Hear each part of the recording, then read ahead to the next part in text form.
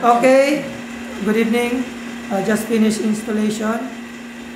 Solar setup is hybrid on-grid off-grid with 19.2 kilowatt hour battery power storage, live PO4 lithium iron phosphate, and the inverter is hybrid on-grid off-grid inverter, Lux power, 6 kilowatts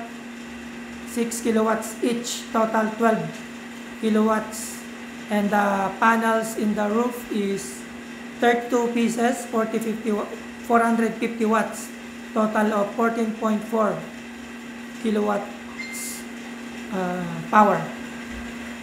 Currently, they are working in parallel.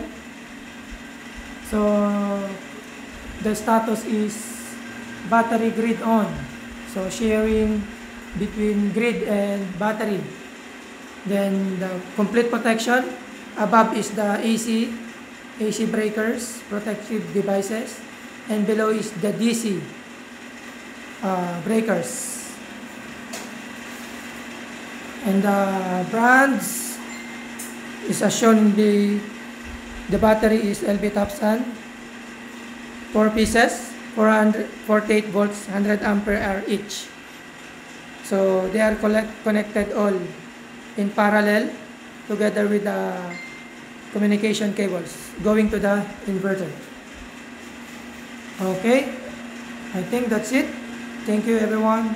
Thank you Rasus family for trusting us.